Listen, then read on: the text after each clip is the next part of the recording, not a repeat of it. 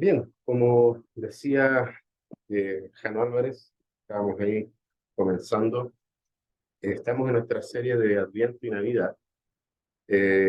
Y como tercer domingo de Adviento, vamos acercándonos cada vez más a ese momento de la luz plena, ¿ya? De la venida del Mesías, de la venida de Jesucristo, y que justamente el objetivo por el cual nosotros celebramos y conmemoramos esta fecha dentro del calendario cristiano, a recordarnos cada año el precioso momento de la venida del Mesías Redentor. Yo quiero invitarlos a que podamos ya abrir nuestras Biblias en el Evangelio de Lucas. Estuvimos ahí en dos profetas, los profetas mayores, en Jeremías y en Isaías, y ahora ya nos corresponde una lectura acá en el Evangelio de Lucas. En el capítulo 1, vamos a leer desde el versículo 46 hasta el versículo 55, que es el cántico de María. La palabra del Señor dice así: Entonces María dijo: Mi alma engrandece al Señor, y mi espíritu se regocija en Dios mi Salvador, porque ha mirado la humilde condición de esta su sierva. Pues he aquí, desde ahora en adelante, todas las generaciones me tendrán por bienaventurada, porque grandes cosas me ha hecho el poderoso, y santo es su nombre. Y de generación en generación es su misericordia para los que le temen. Él ha hecho proezas con su brazo y ha esparcido a los soberbios en el pensamiento de sus corazones. Ha quitado a los poderosos de sus tronos y ha exaltado a los humildes. A los hambrientos ha colmado de bienes y ha despedido a los ricos con las manos vacías.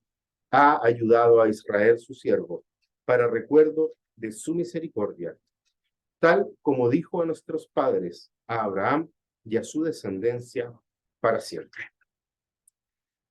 La canción que nosotros vemos acá, esta canción que canta María, es conocida generalmente como el Magnificat o Magnificat, básicamente porque es la primera palabra de la traducción de este texto al latín, en la versión de la Vulgata.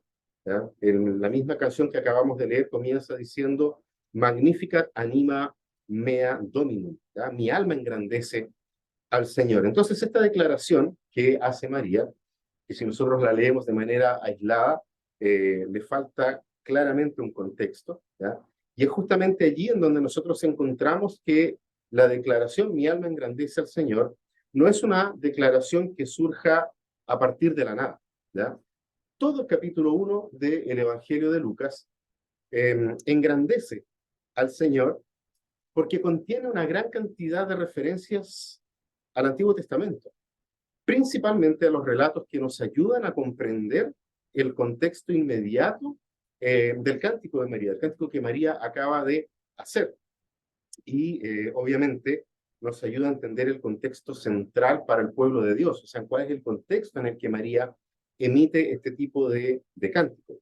Ahora, solo por mencionar algunas de esas referencias que aparecen allí, porque son varias, hay algunas citas particulares del libro de los Salmos, por ejemplo, pero si nosotros podemos mirar acá de una manera bastante rápida, por lo demás, tenemos acá la anunciación eh, a Zacarías, ¿ya? Que está ahí mismo en el capítulo 1, su incredulidad y el nacimiento de Juan, posteriormente a ese tiempo de incredulidad, y eso se parece mucho con la anunciación hecha a Abraham, ¿ya?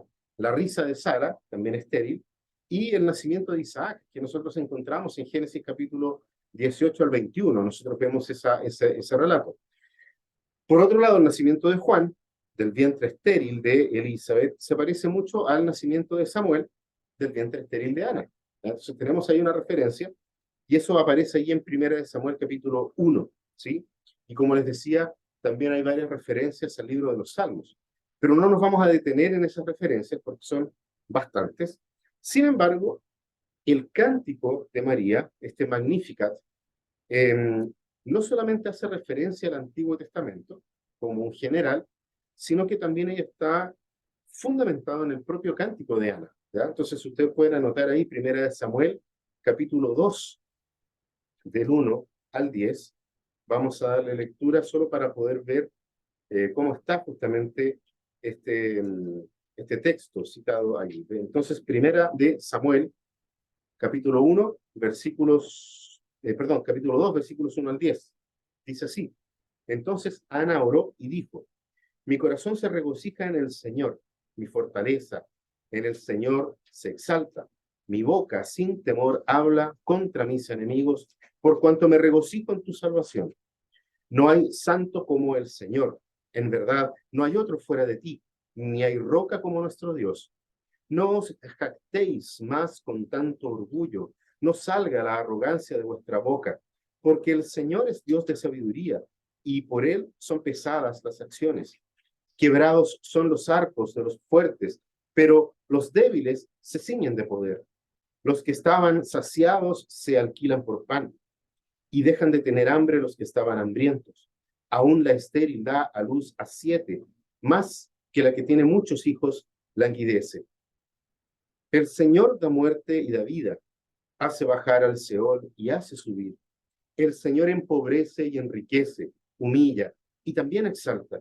Levanta del polvo al pobre, del muladar levanta al necesitado, para hacerlo sentar con los príncipes y heredar un sitio de honor, pues las columnas de la tierra son del Señor, y sobre ellas ha colocado el mundo.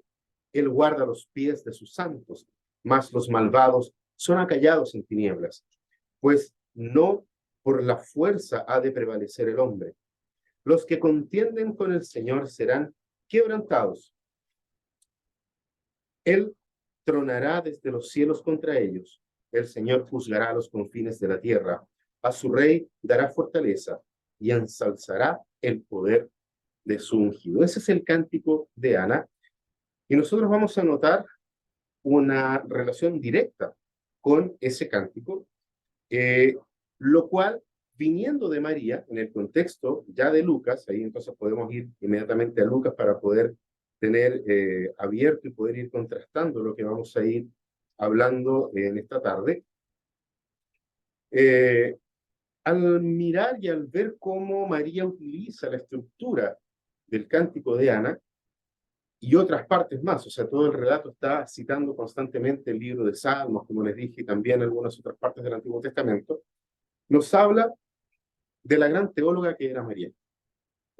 María era una teóloga bastante conectada con su tradición teológica, y ojo, no era en ese momento una mujer muy adulta, ha de haber sido una chica de unos 16 años al momento en que ella recibió la noticia de que sería ella la que se transformaría en la madre del Mesías. Esto era algo esperado, era algo anhelado. No es que simplemente se encontró a María de sorpresa. La promesa estaba hecha, vendrá del vientre de una virgen, aquel que va a rescatar a su pueblo o al pueblo de Dios. Entonces no es un asunto de que María simplemente se encontró de sorpresa con esto. El hecho de que ella responda justamente con este cántico, luego de haber sido hecha la anunciación de Cristo, nos muestra justamente lo ligada que ella estaba a toda la teología de sus antepasados, porque fue la forma en que ella encontró de poder justamente alabar al Señor, magnificat, ¿ya? De poder alabar al Señor en esto. Ahora, veamos si el contexto directo aquí en Lucas, y vamos a ver algunos detalles generales inicialmente. María acababa de recibir la noticia. Ya nosotros vemos ahí en el desarrollo del Evangelio de Lucas cómo María recibe esta noticia, y en algunas lecturas que tuve hace algún tiempo atrás, unos 3 años atrás particularmente, el pastor Guilherme de Carvalho me ofreció un libro para poder leer, que es justamente un libro de un sacerdote llamado Jean-Pierre de Caussade, denominado El abandono a la divina providencia, ¿ya? En ese libro, este sacerdote del siglo XVII dice lo siguiente sobre la respuesta de María. Dice: la respuesta que María le dio al ángel, contentándose María con decirle, hágase en mí según tu palabra, sintetiza toda la teología de sus antepasados. Todo se reducía al más puro y sencillo abandono del alma a la voluntad de Dios, bajo cualquier forma que se presentase. Esta disposición tan alta y bella, que consistía en el fondo del alma de María, brilla admirablemente en estas sencillas palabras: hágase en mí. Entonces vemos acá que claramente María es la heroína de esta parte de la historia, de esta parte de la narrativa. Pero es ella, es interesante, porque ella siendo la heroína, ¿puedes prender la luz, por favor? Está detrás de ese mueble ahí, el interruptor, abajo, más abajo, por ahí. Ahí sí, nos vamos a quedar medio oscuras de aquí a abajo. Entonces María es la heroína de esta historia, y, pero es ella, ¿ah?, la heroína de esta historia, la que va y viaja a la casa de Zacarías y Elizabeth, dentro del relato de Lucas capítulo 1. Tal vez, ¿cierto?, por el avanzado embarazo de Elizabeth, ¿ya? Estaba distante un embarazo del otro, el de Elizabeth, y el de María se llevaba por 6 meses, ¿ya? Entonces estamos nosotros en un embarazo de 6 meses, con las dificultades que un embarazo de 6 meses puede tener, ¿ya? Pero también como un gesto de honor por parte de la mujer más joven hacia la mujer mayor. Y eso es algo culturalmente esperable, ¿ya? De que tenga claramente una búsqueda de poder, María, ¿cierto?, como mujer más joven, de rendir honor a una mujer mayor, ¿ya? Eso es algo muy común en la cultura, y es eso lo que nosotros podríamos estar viendo acá. Ahora, lo inusual de esta visita es que una mujer embarazada como María, en ese momento, particularmente siendo soltera, no nos olvidemos del detalle de que María todavía no había conocido a José. Entonces, en ese sentido, ella se estaría desplazando a visitar a esta pariente, um, en una circunstancia en que si una mujer soltera, embarazada en ese tiempo, se habría escondido, se habría encerrado, no habría salido por allí viajando, ¿ya? Justamente para qué, tal vez por vergüenza, poder esconder un embarazo previo a la consumación del matrimonio, ¿ya? Pero no, aquí nosotros vemos que María se desplaza y va, visita, y Lucas nos presenta justamente de que se trata de una situación inusual por la forma en que está estructurado el mismo texto. En las líneas que nosotros leímos allí, eh, eh, podemos conectarnos fácilmente con todo lo anterior que se está narrando, ¿ya? Es parte de una narrativa mayor, y justamente nosotros vemos en lo que se nos está relatando, si nosotros vamos un poco antes del cántico de María, particularmente desde el versículo 40 en adelante, nosotros vemos justamente cuando Juan el Bautista comenzó su obra. Él está todavía en el vientre de su madre, pero ya comenzó con la obra de preparar el camino de los corazones, como decíamos en la predicación anterior, preparar el camino de los corazones para poder recibir al Señor. Y ahí en el versículo 41 nosotros vemos que dice así: y aconteció que cuando Elizabeth oyó el saludo de María, la criatura saltó en su vientre, y Elizabeth fue llena del Espíritu Santo. Es muy interesante porque mucho se ha discutido sobre quién fue el lleno del Espíritu Santo, si fue Elizabeth o fue también el Juan, que estaba, ¿cierto?, en su vientre.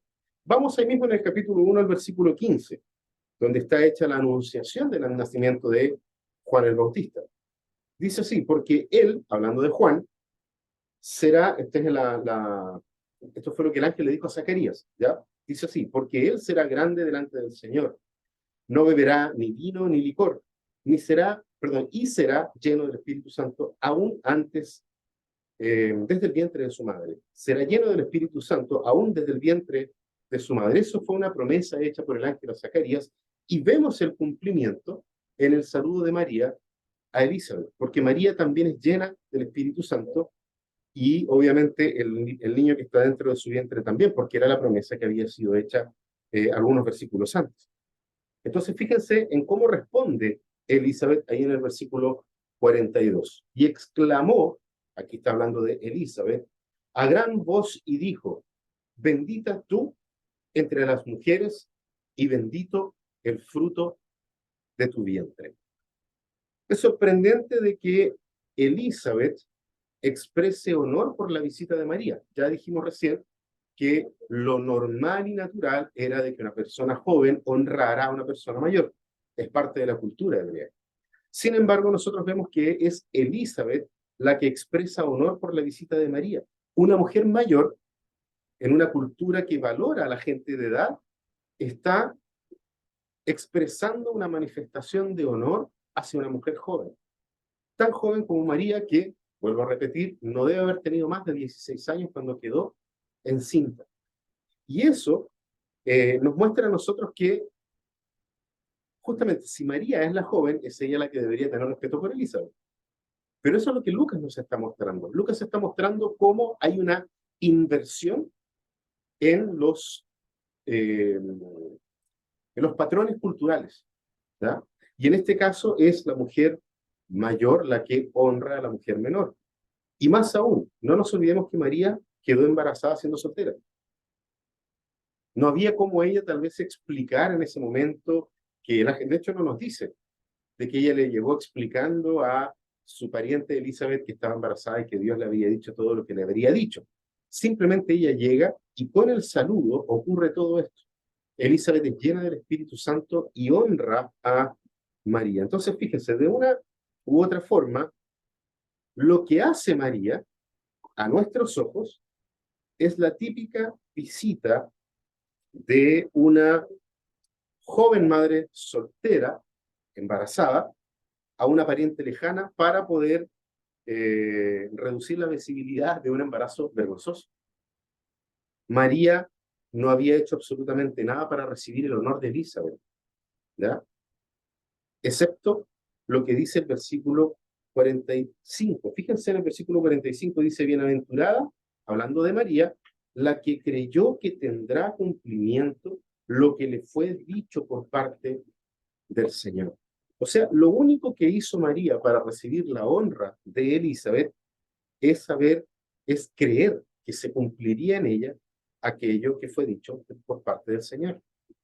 Y eso es suficiente para que Elizabeth bendiga el fruto del vientre de María, para que se invierta justamente lo que era común por algo totalmente incomún. Y no solamente eso, sino que ella agrega que es la madre de su Señor la que la está visitando. ¿Cómo es posible que la madre de mi Señor me visite? Eso es una inversión total a las tradiciones. Pero justamente lo que Lucas quiere destacar, el hecho de que María sea llamada bienaventurada, está fundamentado en la bendición que Dios prometió que daría a todos aquellos que estén en una relación correcta con Dios. Eso nosotros lo vemos en Deuteronomio capítulo 28, lo vamos a leer. Deuteronomio capítulo 28, versículos 1 al 6. Deuteronomio 28, del 1 al 6. Dice así la palabra del Señor. Y sucederá que si obedeces diligentemente al Señor tu Dios, cuidando de cumplir todos sus mandamientos que yo te mando hoy, el Señor tu Dios te pondrá en alto sobre todas las naciones de la tierra. Y todas estas bendiciones vendrán sobre ti y te alcanzarán si obedeces al Señor tu Dios. Bendito serás en la ciudad y bendito serás en el campo. Bendito el fruto de tu vientre, el producto de tu suelo, el fruto de tu ganado, el aumento de tus vacas y las crías de tus ovejas. Benditas serán tu canasta y tu arteza. Bendito serás cuando entres y bendito serás cuando salgas. Allí hay una promesa de Dios. Con eso no estamos diciendo que María haya sido una mujer santa. En el momento de ella era un pecadora, igual como todos somos nosotros pecadores. El punto es la obediencia, que es el aspecto que Dios más destaca en todo el Antiguo Testamento. Obediencia a las palabras de Dios. Y cuando justamente se ve María, Elizabeth se ve con María, lo que destaca Elizabeth de María es justamente que ella ha obedecido diligentemente a Dios y creyó en aquello que el ángel le anunció. A diferencia del propio marido de Elizabeth. No nos olvidemos de el contraste que Lucas también coloca. ¿Por qué? Porque Zacarías quedó mudo porque no creyó. Entonces, fíjense, el propio marido de Elizabeth quedó mudo por no creerle al Señor, pero es la voz del saludo de María la que hace que en Elizabeth sea llena del Espíritu Santo y la bendiga y bendiga el fruto de su vientre. ¿Por qué? Elizabeth solamente es capaz de poder cantar esta canción de alegría hacia María porque María creyó, porque María fue fiel al Señor en creer cuando justamente ella dijo, hágase en mí según tu palabra.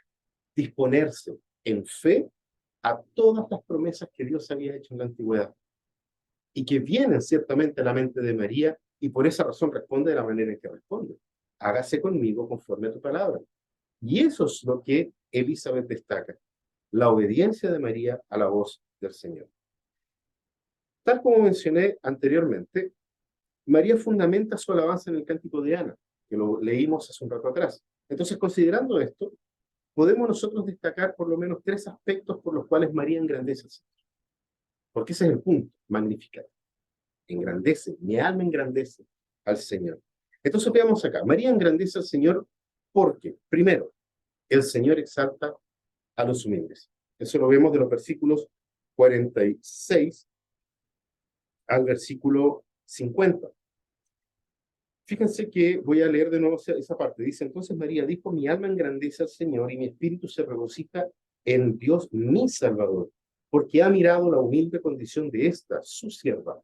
Pues he aquí, desde ahora en adelante, todas las generaciones me tendrán por bienaventurada, porque grandes cosas me ha hecho el poderoso, y santo es su nombre. Y el versículo 50 dice, y de generación en generación es su misericordia para los que le temen. Esto es un aspecto central de la teología del Antiguo Testamento y que al mismo tiempo era constantemente olvidado por el pueblo de Dios.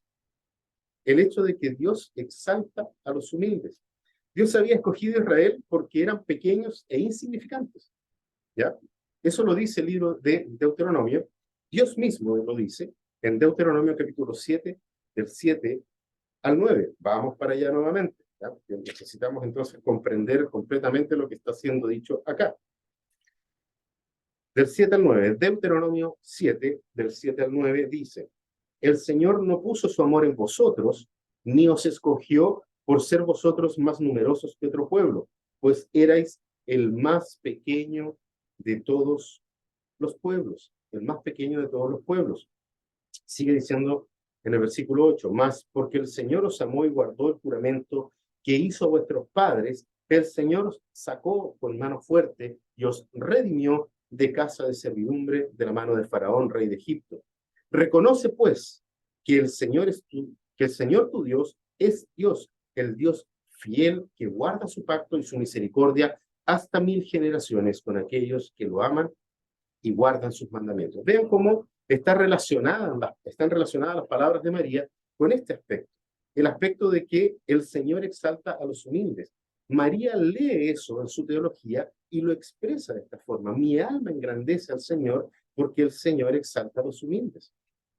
Y se ve ella en esa misma condición, en una condición de humildad. Celebra María la bendición de que ella ha recibido la mirada de Dios.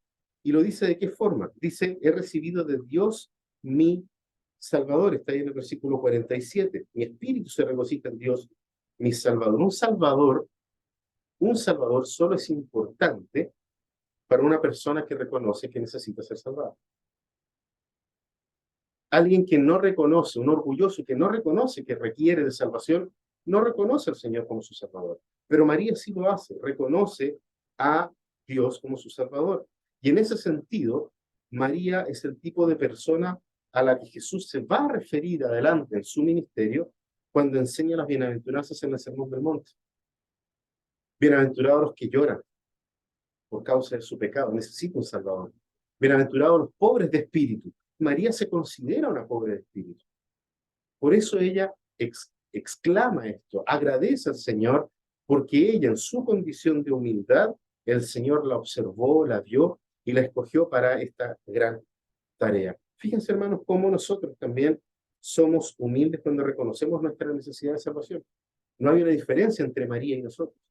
Solo cuando reconocemos nuestra necesidad de salvación, es allí donde Dios se hace grande, donde Dios se engrandece en la vida de aquellos que son humildes. Y justamente es a los que reconocen su necesidad de salvación que el Señor manifiesta su misericordia día tras día. Hay toda una articulación teológica por parte de María en este tiempo. ¿Por qué? Porque la propia palabra del Señor nos dice de que Él mira desde lejos a los orgullosos. A los orgullosos Dios los mira desde lejos. Pero los que son humildes, el Señor está cercano. Entonces todos aquellos que buscan vivir sus vidas de manera autónoma, el Señor los mira desde lejos. Pero aquellos que quieren hacer de la ley de Dios su deleite, el Señor está cercano. Por eso María engrandece al Señor. Ahora, lo segundo, María engrandece al Señor también porque el Señor humilla a los orgullosos.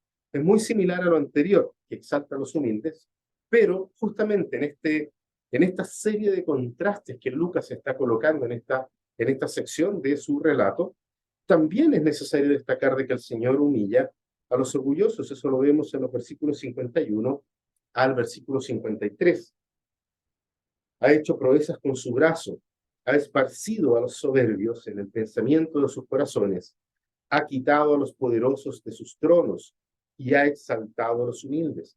A los hambrientos ha colmado de bienes y ha despedido a los ricos con las manos vacías. Esta sección no la podemos confundir como una especie de mensaje enfocado en un aspecto de justicia social, que podría ser la forma más fácil de querer interpretar este texto. Porque para María no existía posibilidad alguna de estar pensando en una injusticia social como nosotros la podemos leer hoy. Tampoco es una declaración profética para nuestros tiempos, sino que está amarrado justamente a lo anterior. Está sometida esta expresión de María a lo que ella había dicho anteriormente, de que el Señor exalta a los humildes. Fíjense de que nosotros estamos dentro de una estructura de contrastes. Lucas está haciendo contrastes. Entonces María está reforzando con esta idea cómo Dios trabaja en un mundo donde las expectativas imperiales, ese es el tiempo de María, las expectativas imperiales, las luchas de poder son la tónica. Son las luchas de poder las que estaban presentes allí. No nos olvidemos de cuando estuvimos estudiando la historia, la narrativa de Dios, ¿ya? Nuestro lugar en la historia de Dios, en una serie anterior, hablábamos justamente del surgimiento de los grupos religiosos de los fariseos, los saduceos, los esenios, los celotes, que todos justamente buscaban el poder. De una u otra forma, algunas veces por el lado político, otras veces por el lado religioso, pero todos ellos buscaban el poder, todos ellos buscaban en estas expectativas imperiales asumir el poder. Entonces, fíjense, tomando solamente, por ejemplo, los celotes efectivamente esperaban la llegada del descendiente del linaje de David, de aquel rey poderoso, con brazo fuerte, que son palabras que incluso María menciona, ¿ya? Con brazo fuerte ha hecho proezas. Pero ¿para qué lo querían los celotes? Para poder, a través de las armas, tomar el control, tomar el poder y ellos liberar al pueblo. Los celotes liberar al pueblo. ¿Qué es lo que sucede acá? María recuerda el obrar de Dios con su brazo fuerte en toda la historia y la forma en que Él particularmente ahuyenta a los soberbios. Y toda búsqueda nuestra por algún tipo de poder, poder político, poder económico, siempre vamos a estar en el borde del riesgo de que nosotros nos transformemos en esos soberbios que quieren tomar el control de todas las cosas. Entonces, María entiende muy bien lo que los humildes y hambrientos pueden hacer. ¿Y qué es lo que pueden hacer? Lo que ella acaba de decir anteriormente. Necesitamos un Salvador. Son los hambrientos y son aquellas personas que humildes, las que reconocen que tienen o que necesitan, perdón, de un Salvador. Necesitan de alguien que pueda suplirles todo lo necesario. Necesitan que aquel pastor mencionado en el Salmo 23 se haga presente en la vida de ellos. Ese buen pastor que los conduce por los lugares donde deben caminar, que les provee todo lo necesario. Y que, ojo, Jesucristo toma la misma idea y la plantea en el Sermón del Monte cuando habla sobre la oración. Buscar el reino de Dios y su justicia, y todas las demás cosas son añadidas. Entonces, fíjense, ¿qué es lo que sucede acá? Cuando nosotros, porque es divertido ver esto de la siguiente manera. En los tiempos de María, que es cuando María está expresando este cántico, si nosotros contrastamos nuestra vida presente con los tiempos de María, nosotros seríamos los ricos que está mencionando María acá, por la cantidad de beneficios y comodidades que nosotros tenemos.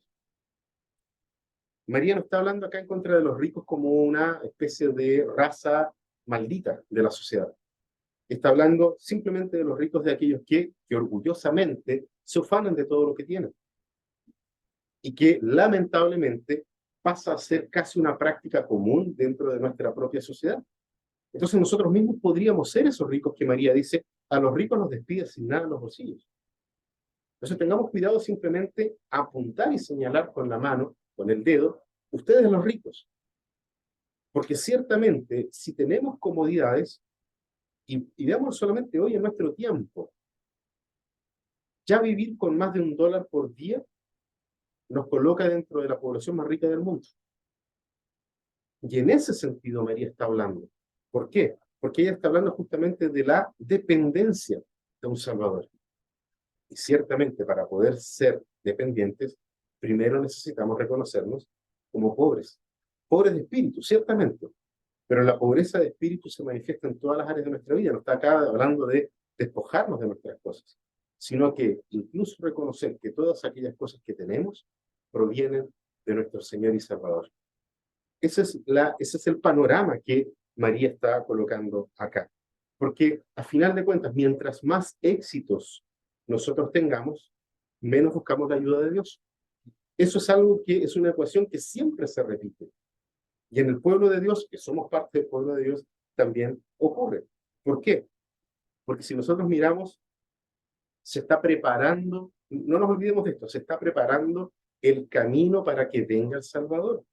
Estamos en la casa de Juan el Bautista, que inicia su ministerio en el reconocimiento de su mamá hacia la mamá de Jesús. Allí comienza esto. ¿Y cómo? Las palabras de María son parte de aquello. Los hambrientos y los necesitados son los únicos que el día de mañana buscarán al pan de vida que es Jesucristo. Fíjense entonces cómo María no tiene en mente el pensamiento de los celotes.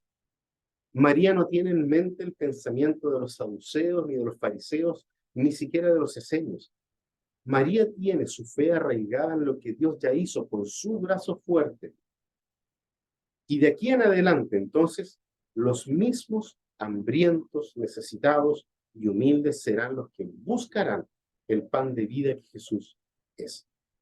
Y lo tercero que hace María, cuando María dice que engrandece al Señor, lo hace porque el Señor está cumpliendo la promesa hecha a los patriarcas. Versículos 54 y 55. Ha ayudado a Israel, su siervo, para recuerdo de su misericordia, tal como dijo a nuestros padres, a Abraham y a su descendencia para siempre. Entonces hay un evidente cambio aquí en el mensaje. No sé si ustedes se logran dar cuenta de que hay una entonación diferente en este cántico.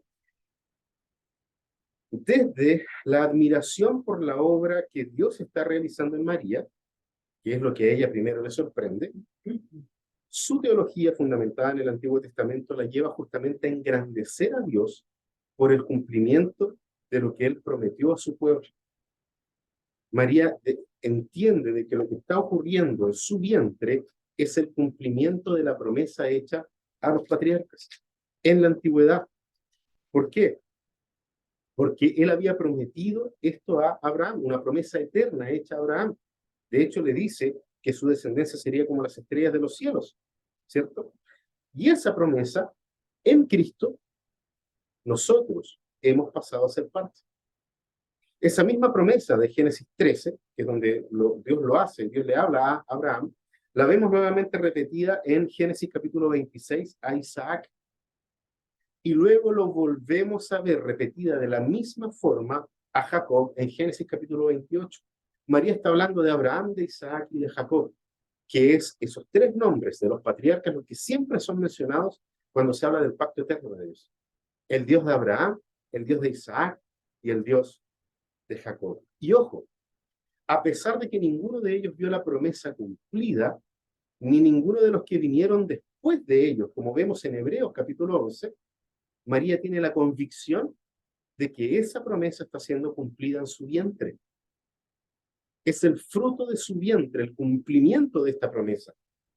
Entonces, fíjense, hay allí el uso del verbo ayudar. Fíjense que dice en el versículo 54, ha ayudado. ¿Sí? Nosotros vemos la conjugación de ese verbo en tiempo pasado.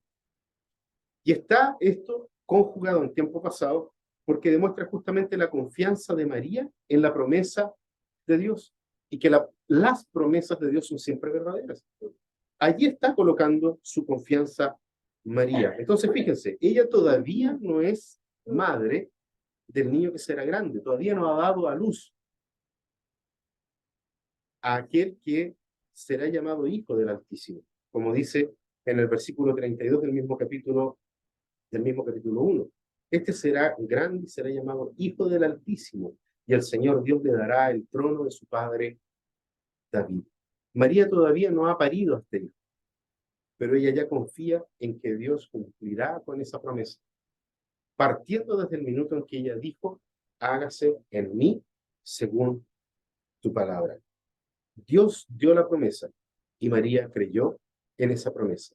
Y eso le fue también considerado a ella por justicia, porque fue por fe que ella se movió hacia lo que Dios le iba haciendo, el abandono en la divina providencia. María se abandona en las manos del Señor y dice que se haga conmigo según tu palabra. Ya para terminar, nosotros una vez más nos vemos enfrentados en esta parte a una sólida teología del Antiguo Testamento. Es algo que hemos repetido en las dos predicaciones anteriores. Así como lo vimos en Jeremías, como lo vimos en Isaías, nosotros estamos viendo que María engrandece al Señor porque conoce su lugar en la historia de Dios. María sabe cuál es su lugar, donde ella está arraigada. Y ella estaba arraigada ¿en qué cosa? En las promesas de Dios. Y en las promesas de un Dios que ha cumplido fielmente todo lo que ha prometido, sin faltar ninguna de esas promesas hasta ese momento. María entonces está en las mejores manos que podría estar. Entonces fíjense, si nosotros, y esto lo vuelvo a repetir porque ya lo había dicho anteriormente, si nosotros nos alejamos de las profecías del Antiguo Testamento, por considerar de que no son relevantes para nosotros hoy, por decirlo de otra forma, porque hoy estamos en la gracia y el Antiguo Testamento es la ley. Si nosotros hacemos esa diferencia absurda entre el Antiguo y el Nuevo Testamento, no tenemos promesas cumplidas. Partimos desde una perspectiva castrada de la realidad que Dios ha mostrado en toda la historia. Una narrativa truncada, sin pasado. Y entonces ahí es cuando, vuelvo a decir, sería como flotar en el aire. ¿Por qué? Porque no hay historia, porque no hay un ancla en el tiempo y en el espacio. No existe algo que nos pueda mantener seguros. Y nosotros necesitamos estar conectados a las promesas de Dios, hechas a su pueblo, porque somos su pueblo. Somos parte de ese Israel espiritual. Somos parte de aquellos que Dios prometió como descendencia a Abraham. Nosotros no nos podemos olvidar de esto.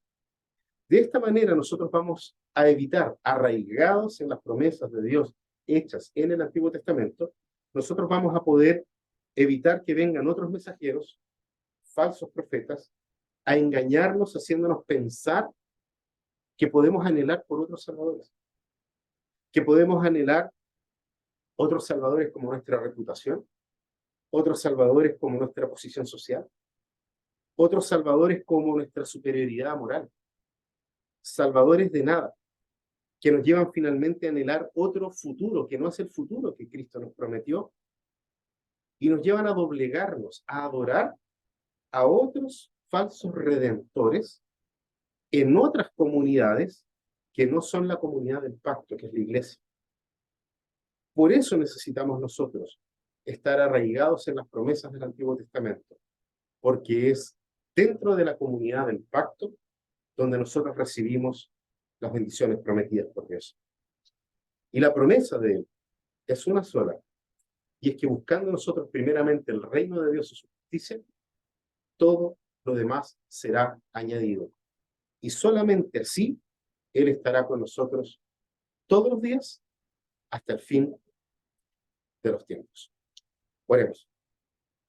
Padre Celestial, gracias por este cántico de María, este cántico de tu sierva, a quien tú escogiste en la historia para transformarse en la madre de nuestro Señor y Salvador.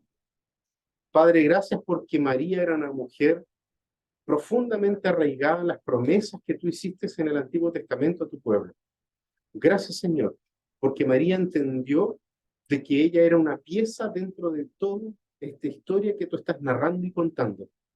Gracias, Señor, porque ella, siendo una mujer joven, era profundamente comprometida con tu palabra, al punto que cuando el ángel le declaró lo que tenía que declarar, ella dijo, heme aquí, aquí estoy, que se haga en mí según tu voluntad, según tus palabras. Padre Celestial, ayúdanos a nosotros también a poder anhelar eso, a poder anhelar, poder decir, Señor, que se haga con nosotros conforme a tu palabra, para que mientras hacemos aquello, nosotros podamos reflejar la gloria de Cristo manifestada en toda la historia de la redención, desde allá de Génesis hasta el día en que Cristo vuelve. Oramos, Señor amado, en el nombre poderoso de nuestro Señor y Salvador Jesucristo. Amén.